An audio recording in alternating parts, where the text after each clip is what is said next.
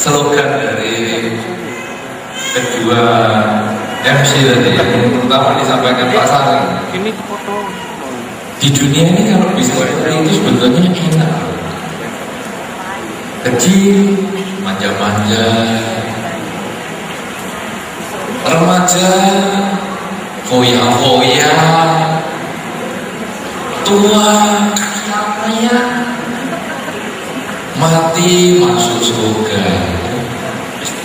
Kalau ada yang bisa seperti itu, sebetulnya saya ya pengen ikut.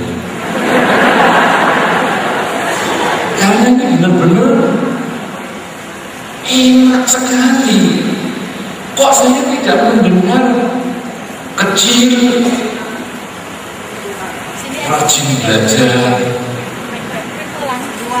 remaja, giat berkarya,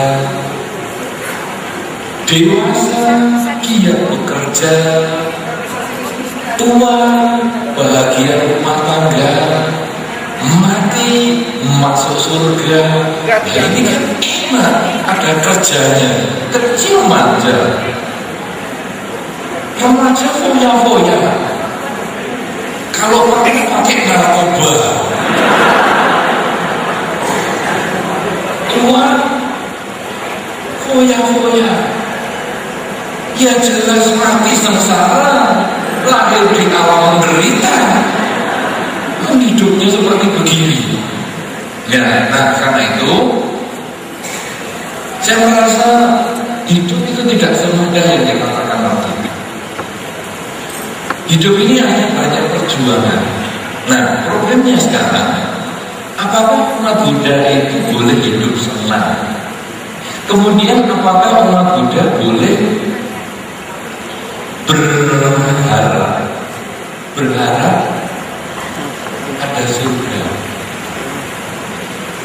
Saudara-saudara, tentang umat Buddha boleh senang ini karena saya menyoroti itu ada orang yang kalau melihat umat Buddha pindah dulu ke Bambang seperti biku ini kan termasuk umat Buddha, seperti tadi yang dikatakan ya. Biku adalah umat Buddha, cuman umat Buddha yang tinggal di wihara. Nah kemudian orang mengatakan sepertinya umat Buddha itu tidak boleh bahagia. Istilahnya di sini hidup senang. Sepertinya umat Buddha itu tidak boleh bahagia. Coba lihat bikunya. Loh, dia menggunakan referensi biku. Pakaian itu terus. Pak Yani tadi datang pakaiannya lain. Naik pesawat lain, di kamar lain, di tempat ini lain, nanti pulang lain lagi, berenang lain, badminton lain, ke pesta lain, lebih gue loh, pakainya itu terus. Naik pesawat itu, di kamar ya ini, mau berenang nggak boleh,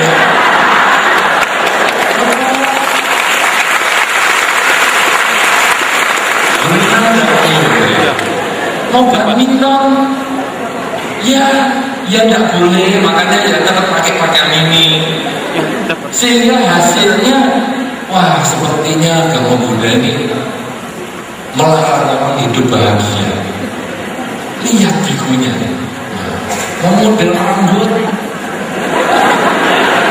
nggak boleh, pakai jambul nggak boleh. Gimana ya?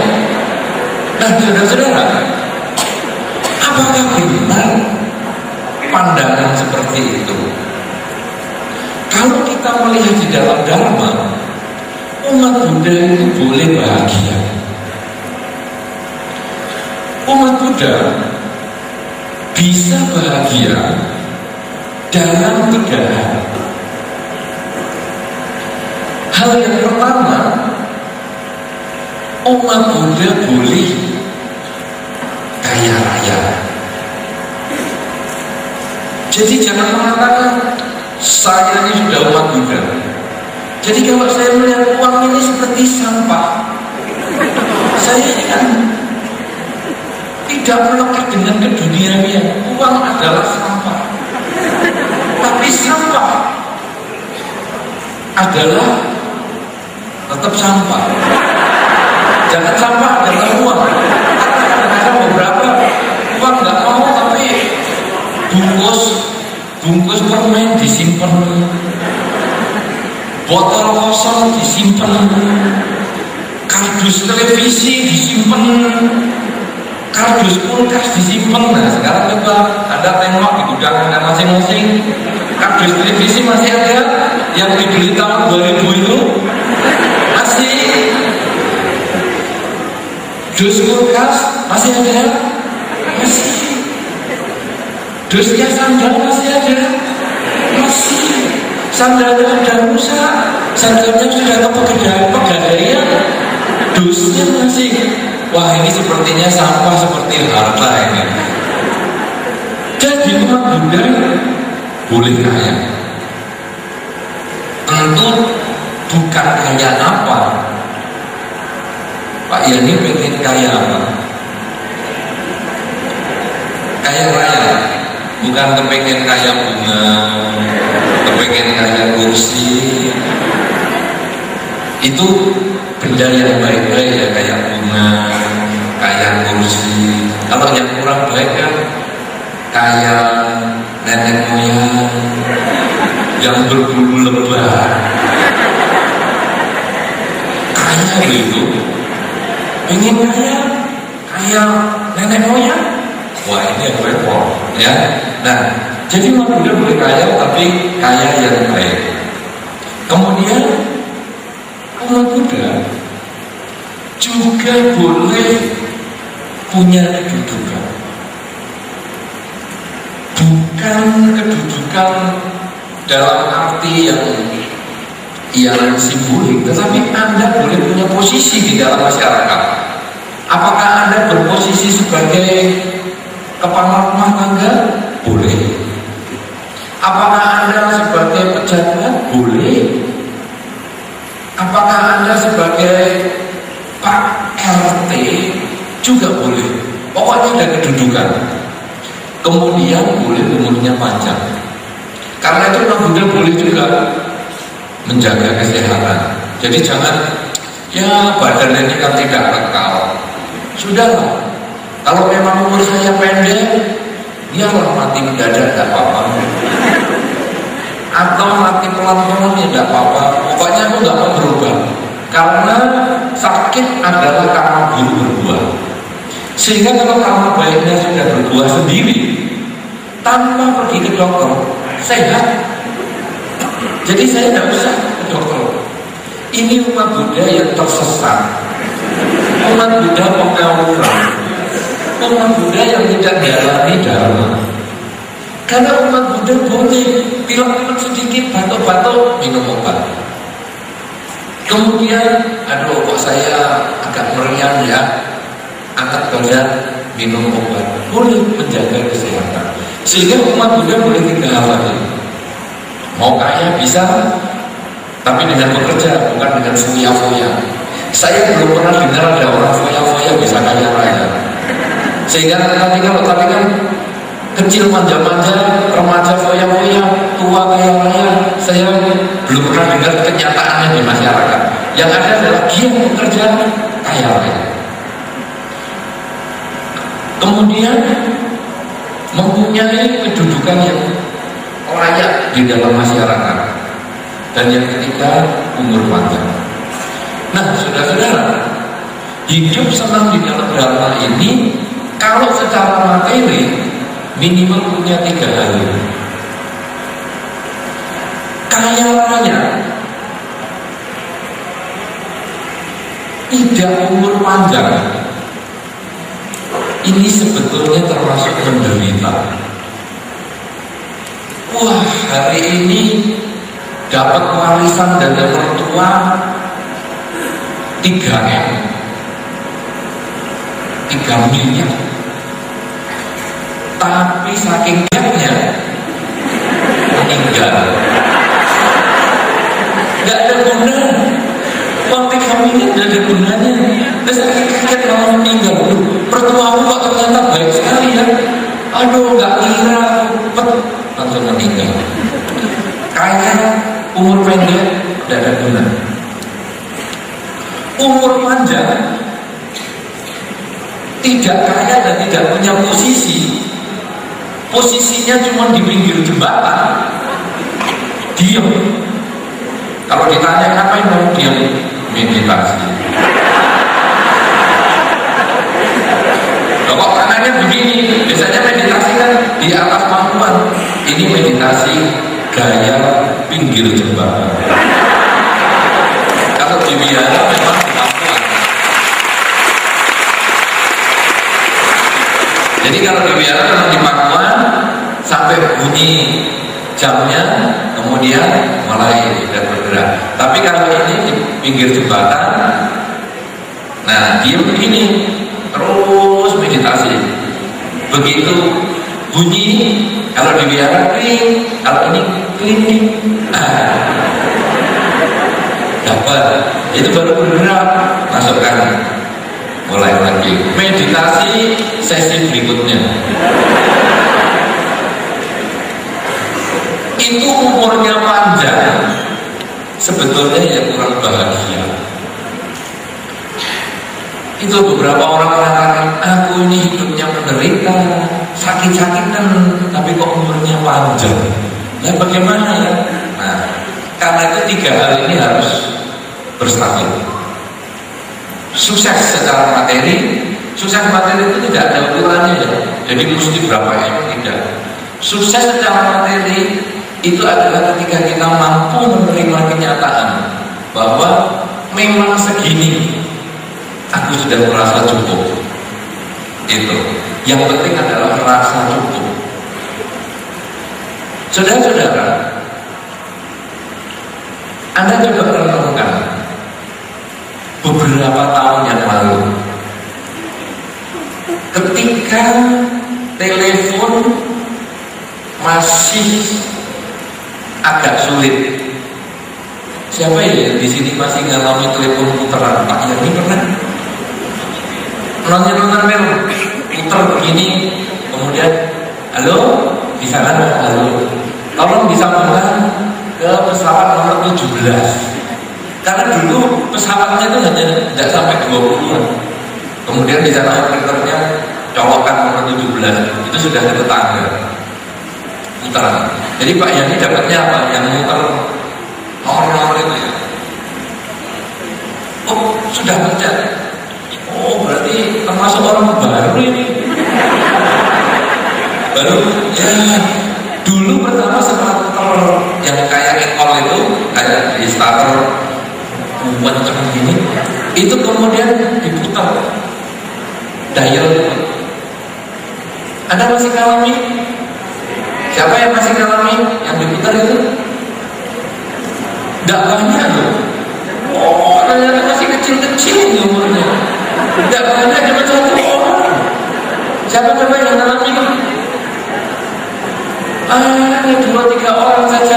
Aduh, kasihan sekali. Ini generasi muda semua. Jadi dulu pertama putar, kemudian baru pencet seperti yang Pak Yani ngomong itu, baru kemudian handphone. Saudara-saudara, coba Anda renungkan pada telepon yang katakanlah yang pencetan itu lah, yang mungkin juga sebagian dari Anda punya. Anda sudah merasa cukup nggak waktu itu? Cukup nggak? Cukup? Cukup kan? Itu jawab atau kekenyangan ya dari suaranya? Kayaknya apa kecekik? Anda merasa cukup kok dulu yang dipencet itu? Nah, kemudian malah ada lagi telepon kartu, sehingga kita kalau ke airport, oh ini pesawat mau datang agak terlambat setengah jam, kemudian kita pakai telepon kartu rumah, ya masih ngalami itu, masih cukup dengan itu. Bandingkan dengan hari ini, saudara. Bandingkan hari ini, punya satu handphone cukup? Hah? Ya. Ada yang jujur, belum. Saya sering melihat Angulimala modern. Kalau Angulimala zaman Sang Buddha, yang dibawa adalah jari. Wah, untuk Angulimala modern, handphone. Kalau anak-anak muda sama flash disk. Wah, untuk kalung flash disk, ini yang gambar, ini yang lagu MP3, ini video, ini apa? Wah, ini iPod dan lain-lain. Nah, tapi yang clip on itu rata-rata lebih dari satu. Siapa di sini yang teleponnya lebih dari satu handphone? Satu orang saja, 2 orang, 3 orang. Oh, pada nggak ngaku nih. Terserah ya, karena kan tanggung sendiri.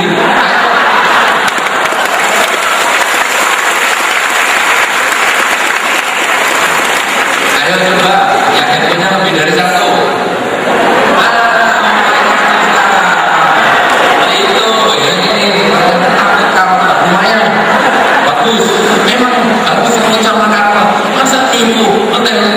Lebih dari satu kok masih nggak tunjuk jari, nunggu temannya yang banyak-banyak.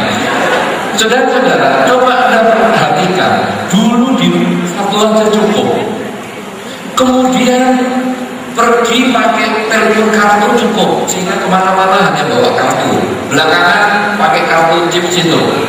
Tapi sekarang setelah ada handphone, satu aja nggak cukup. Ini satu untuk temanku, ini satu untuk keluarga, satu untuk kerja, dan satu untuk lain-lain. Ada saja teleponnya macam-macam.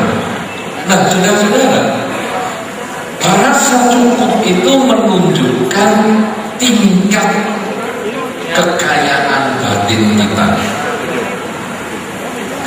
Rasa cukup menunjukkan tingkat kekayaan batin kita. Kalau Anda merasa cukup handphone satu, Anda sebetulnya sudah kaya. Tapi ketika Anda tidak cukup handphonenya 5, maka sebetulnya Anda masih belum kaya. Walaupun yang punya handphone bisa beli 5, ini mesti secara ekonomi sudah hebat. Tapi sebetulnya menunjukkan itu belum kaya. Rasa cukup adalah kekayaan yang Anda miliki secara batin. Ketika Anda dulu, ini saya kembangkan lagi untuk mereka yang sudah berumah tangga. Ketika Anda dulu punya tanah kosong 200 meter persegi, merasa cukup, ya sudahlah, 200 meter persegi dibangun, bisa 3 kamar, ya pokoknya kita mepet-mepetan sedikit, oke. Padahal 200 meter itu sudah lumayan ya. Biasanya kalau yang lebih kecil kan hanya 120-an. Tapi oke, 200. Tapi setelah dia mampu bekerja, kaya, punya tanah 2000 meter, bangun rumah besar, masih merasa kurang. Oh, aku sekarang butuhnya nggak banyak ya. Dulu waktu 200 meter butuhnya nggak terlalu banyak. Sekarang setelah 2000 meter, ternyata mobilku masih ada yang di luar garasi ini. Anjing herder juga masih di depan, belum dapat kamar yang ber-AC anjing herder. Kalau gitu rumah paling cocok ini 5000 meter. Sudah punya 5000 meter, ternyata masih kurang. Nah, coba renungkan saudara. Pernah nggak terbayang bahwa Anda punya berapapun juga bisa nggak cukup? Karena kecukupan itulah kekayaan yang ada di dalam batin kita. Yang repot kalau punya pasangan hidup, Nah, kok langsung senang sekali? Handphone sudah jelas, tanah jelas, pasangan hidup. Dulu satu itu sudah cukup, satu cukup. Tapi ternyata setelah berkembang batinnya, ketamaannya maksud saya,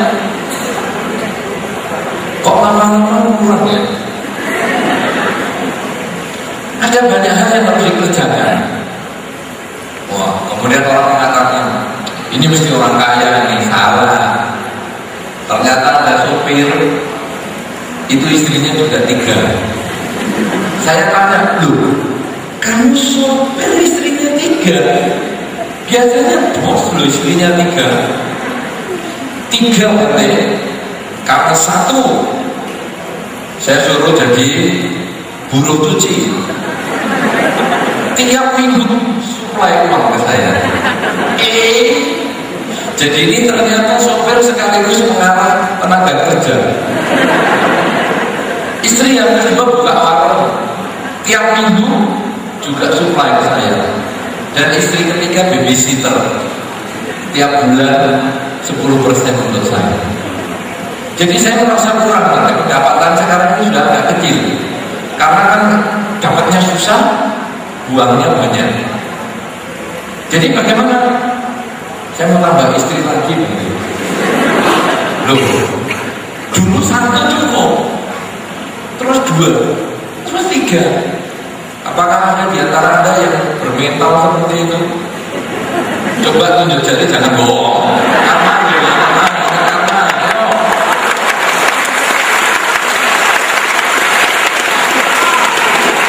Karena berarti nggak ada, atau berarti semua? Ada bahagia, gue batin kok tahu ya? Jangan, ini kalau buruk dan bagus ya. Nah, saudara-saudara, jadi rasa cukup itu adalah kekayaan kita sebetulnya.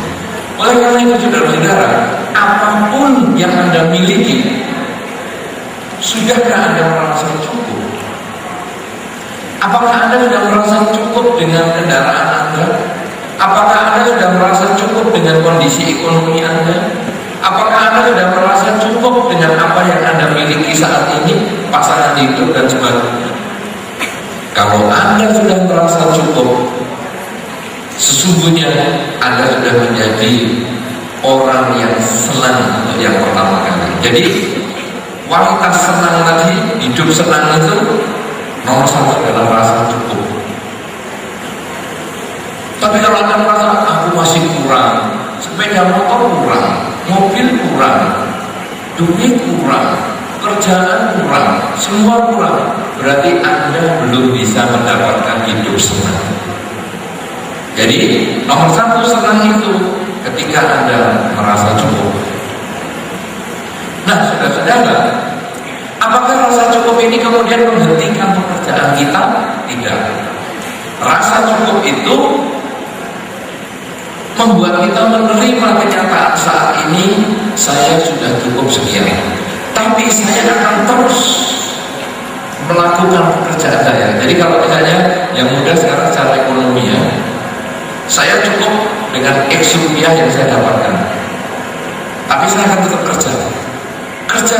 Jadi bukan ya X rupiah, ya sudah istirahat dulu. Ini ada saya lihat di beberapa pulau yang masih agak kurang maju. Mereka itu hidupnya sebagai nelayan. Tapi kalau saya melihat dia ya sebagai nelayan yang sesungguhnya cuma tukang cari ikan. Jadi begini ya, hari ini mancing ya di depan, dia kan masyarakat desanya ini di pinggir danau. Pagi itu dia mancing, 1 dapat lagi, dapat 5 ekor ikan. Apa yang dia lakukan? Dia pulang dan dia kasih ke keluarga dan dia ngomong, dimasak sudah. Setelah itu apa yang dia lakukan? Santai, tidur nunggu ikannya masak. Sudah dimasak, oke, ayo kita makan. Makan. Selesai, santai lagi. Sampai malam, santai. Besok pagi, mancing lagi. 5 ekor lagi, pulang. Nah, cukup yang model begini sulit untuk hidup senang yang sesungguhnya. Ini bukan yang diajarkan di dalam Dharma. Cukup itu adalah menerima kenyataan sekarang, oke, saya sudah dapat 5 ekor ayam. Kemudian kalau tadi ceritanya ikan, 5 ekor ikan.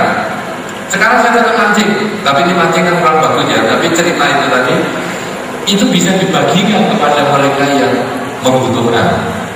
Misalnya tetangganya yang sakit dan sebagainya.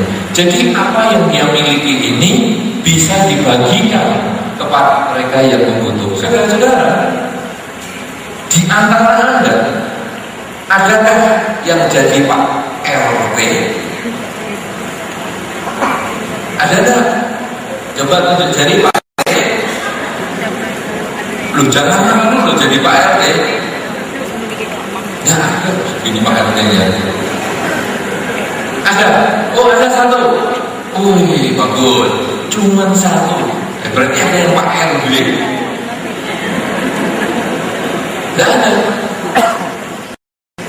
Nah, saudara-saudara, ada yang sebagai posisinya kepala rumah tangga? Ada? Tidak ada. Intinya nggak ada tunjuk jari.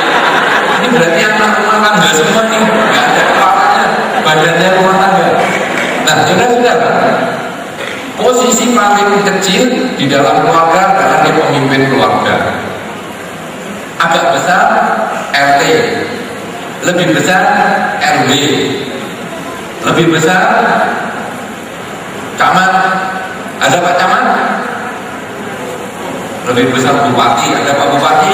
Lebih besar gubernur, ada Pak Gubernur. Lebih besar ada presiden, ada Pak Presiden. Itu adalah posisi di dalam masyarakat.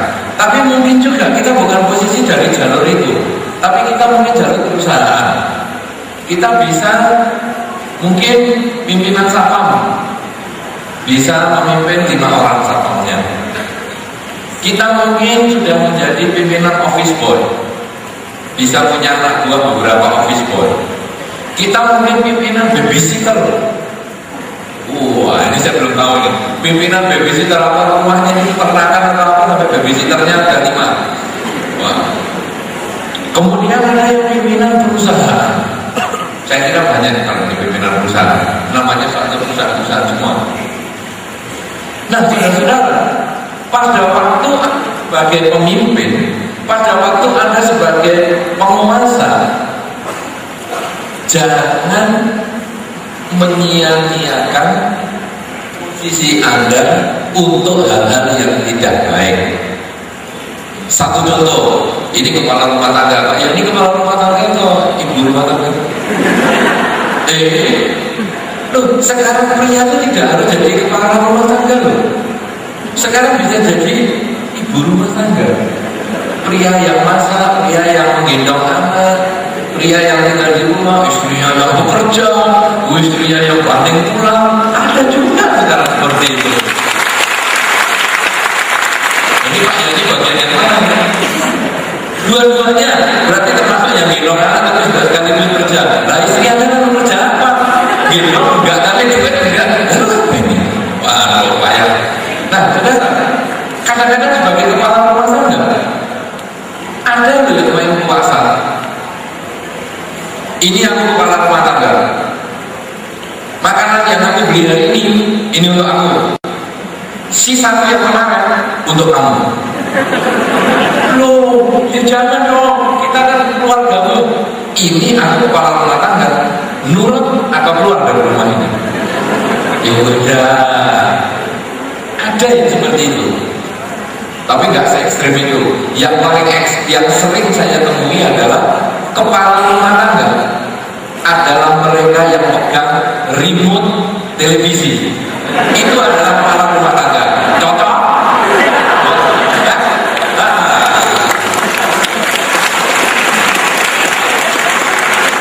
Yang pegang remote televisi itulah kepala rumah tangga, siapapun juga. Jadi nanti TV-nya jelek, pencet, jelek, pencet. Yang lainnya nonton nih, loh kok diganti-ganti? Diam. Aku yang beli televisi. Kalau kamu mau nyetel sendiri, beli sendiri. Ini berarti kepala rumah tangga. Buktikan, lihat di rumah Anda, siapa yang suka ganti pakai remote, itulah kepala rumah tangga. Termasuk mungkin cucu Anda juga mungkin. Nanti ya, oh berarti ini kepala rumah tangganya anak kecil ini. Nah, saudara-saudara, kadang-kadang kita di dalam satu posisi tertentu, kita sering menyalahgunakan. Kalau kita mau hidup senang, janganlah kita menyusahkan pihak lain. Kalau kita mau hidup senang, kita harus juga membuat orang lain senang. Kalau kita tidak bisa membuat orang lain senang, jangan menyusahkan dia. Itu minimal seperti itu. Jadi sekarang, kalau memang kita mau ganti remote atau mau ganti channel, kita boleh tanya, bagaimana Kak ganti? Oke, pencet. Kita tidak main kuasa. Anda sebagai pimpinan perusahaan juga jangan menyalahgunakan pimpinan itu, posisi itu untuk hal-hal yang membuat anak buah Anda menderita. Pokoknya kalau aku sudah memimpin, semua orang harus nurut. Itu yang kita harus perbaiki agar hidup kita senang. Justru kita sebagai pemimpin, kita sesungguhnya adalah sebagai pengabdi, pelayan bagi mereka yang kita pimpin. Kalau kita kaya bisa merasa cukup, kalau kita punya kedudukan kita bisa tidak menyalahgunakan. Nah, ini umur panjang. Kita harus jaga kesehatan dengan baik, olahraga, senam, fitness, nge-gym, apalagi minum vitamin, multivitamin, banyak sekali. Akan multivitamin A, B, C, D, E, A1, B2, B3 sampai berapa saja, berapa B-nya 1, 2, 3 komplit, C-nya 1, 2, 3 komplit. Wah, multivitamin perlu untuk jaga kesehatan. Kenapa saudara? Karena dengan umur yang panjang, dengan kesehatan yang baik, maka kita bisa terus memanfaatkan posisi kita dengan maksimal. Kita terus bisa menggunakan kekayaan kita ini untuk kebajikan, sehingga hasilnya pastilah kalau mati masuk surga. Jadi hidup di dunia ini ada 3 hal yang harus kita lakukan. Kekayaan jangan hanya untuk sendiri, gunakan untuk mereka yang membutuhkan. Posisi jangan hanya gunakan untuk keuntungan pribadi, mumpung, ya sering kita menggunakan kata mumpung aku kaya, mumpung aku punya kedudukan. Padahal harusnya kita menggunakan kata justru. Jangan menggunakan kata mumpung, gunakan kata justru. Justru karena saya kaya, saya mau berbagi kepada yang belum kaya. Justru saya punya posisi yang baik, saya akan memanfaatkan untuk kebahagiaan lingkungan saya. Justru saya umur panjang, saya akan menggunakan usia saya semaksimal mungkin untuk berbuat kebajikan dengan kekayaan dan posisi saya. Kalau terus 3 hal ini kita lakukan, baru kita boleh ngomong mati masuk surga. Tapi kalau hidup foya-foya, kalau perlu pakai narkoba, pasti usia tua sengsara, lahir pun di neraka. Tapi kalau kita ini bisa menggunakan kekayaan kita, menggunakan posisi kita dengan umur yang panjang, mati masuk surga. Oleh karena itu saudara-saudara, pada satu ketika Sang Buddha pernah ditanya, apakah surga itu ada? Karena saudara, Anda pernah tahu surga? Pernah? Anda pernah tahu ada orang yang meninggal dan laporan, sungguh surga ada? Pernah? Belum? Di zaman Sang Buddha itu ada orang tanya, bagaimana sih surga itu? Sambutannya katakan, di dalam hidup ini, kalau tadi mungkin menyambung dengan apa yang dikatakan oleh Pak Yani pada kisah awal tadi, dalam kehidupan ini yang paling penting orang itu memanfaatkan hidup saat ini. Saat ini melakukan yang terbaik, melakukan kebajikan semaksimal mungkin dengan badan, ucapan, dan pikiran. Kalau dengan kamu berbuat baik semaksimal mungkin, kalau ada surga setelah kehidupan ini, kalau ada, kamu punya tiket untuk ke surga. Tapi waktu itu saya udah gak ngomong tiket itu. Ini saya sendiri. Kesempatan, punya kesempatan untuk terlahir di surga. Tapi kalau setelah kehidupan ini ada neraka, dengan kamu banyak berbuat baik, kamu tidak akan ada kesempatan untuk terlahir di alam menderita. Sebaliknya kalau saat ini kamu isi dengan kejahatan, kejahatan dengan badan, kejahatan dengan ucapan, kejahatan dengan pikiran, maka kalau ada surga setelah kehidupan ini, kamu akan hilang kesempatan untuk terlahir di alam surga. Sebaliknya kalau di kehidupan setelah ini ada neraka, maka dengan kejahatan lewat badan, ucapan, dan pikiran, kamu punya kesempatan untuk terlahir di neraka. Oleh karena itu saudara-saudara, surga memang sulit untuk dibuktikan keberadaannya, tetapi hidup senang ini bisa dibuktikan. Bagaimana caranya? Umat Buddha boleh kaya raya, tetapi yang paling penting kaya raya bukan secara materi, tetapi punya rasa puas. Oh ya, ini sudah cukup sehingga bisa berbagi. Yang kedua adalah mampu menggunakan posisi apapun juga yang Anda miliki untuk kesejahteraan banyak pihak. Dan yang ketiga, dengan usia yang panjang kita jaga kesehatan agar bisa melakukan lebih banyak kebajikan. Karena surga sesungguhnya adalah tempat orang banyak berbuat baik. Surga bukan karena KTP-nya agama apa, sehingga orang tidak bisa menjamin, oh aku ini pasti masuk surga. Kenapa? Karena KTP-ku agama Buddha. Salah. Anda yang hidup di sulit dibedakan seorang umat Buddha ataupun bukan umat Buddha. Yang bisa dibedakan itu kalau mengumpulkan KTP. Oh ini KTP-nya Buddhis, ya. Oh ini bukan Buddhis. Oh. Tapi kalau secara fisik tidak bisa dibedakan. Karena itu KTP tidak membawa seseorang menuju ke surga. Alias agama bukan membawa orang menuju ke surga. Yang membawa orang menuju ke surga adalah perbuatan, kebajikan itu sendiri. Dan kebajikan yang tadi sudah saya katakan adalah berbagi setelah merasa sudah puas, kemudian menggunakan kedudukan posisi kita dengan sebaik-baiknya, dan akhirnya usia panjang kita manfaatkan untuk mengisi dan terus mengisi kebajikan semaksimal mungkin sampai akhirnya hidup senang, mati pun akan terlahir di surga.